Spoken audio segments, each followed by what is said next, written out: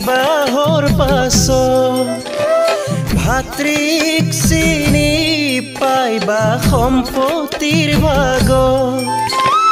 ভাৰ্যাক চিনি পাইবা বৃদ্ধ কালত ভগৱন্তক চিনি পাইবা সংকটৰ কালত ভগৱন্তক চিনি পাইবা সংকটৰ কালত পুত্ৰ চিনি পাইবা বিবাহৰ পাছত ভাতৃক চিনি পাইবা সম্পত্তিৰ ভাগত ভাৰ্যাক চিনি পাইবা বৃদ্ধ কালত ভগৱন্তক চিনি পাইবা সংকটৰ কালত ভগৱন্তক চিনি পাইবা সংকটৰ কালত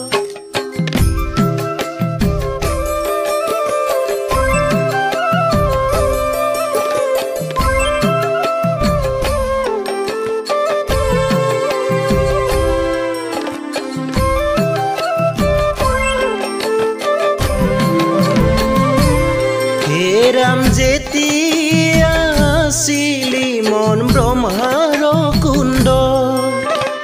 মায়াৰূপে স্থিতি ভৈলি পিতৃৰ শিৰ যেতিয়া আছিলি মন পিতৃৰ শিৰ ৰসৰূপে স্থিতি ভৈলি মাতৃৰ গৰ্ভত ৰসৰূপে স্থিতি ভৈলি মাতৃৰ গৰ্ভত পুত্ৰ চিনি পাইবা বিবাহৰ পাছত ভাতৃক চিনি পাইবা সম্পত্তিৰ ভাগত ভাৰ্যাক চিনি পাইবা বৃদ্ধ কালত ভগৱন্তক চিনি পাইবা সংকটৰ কালত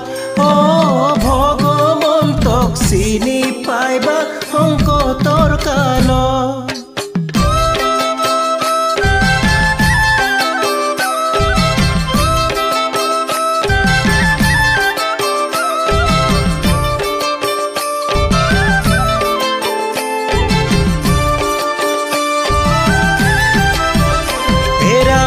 গুৰু পিতৃ মাতৃ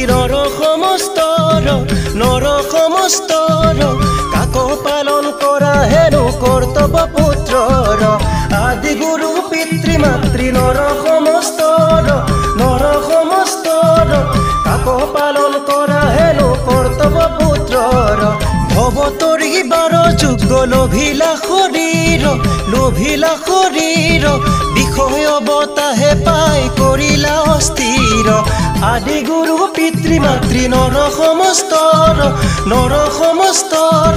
কাকো পালন কৰা হেনো কৰ্তব্য পুত্ৰৰ ৰাম কৰে তল বল দেহা কেনে হৈব পাৰ প্ৰভু দাস বুলি মোক কৰি উদ্ধাৰ আদি গুৰু পিতৃ মাতৃ নৰ সমস্তৰ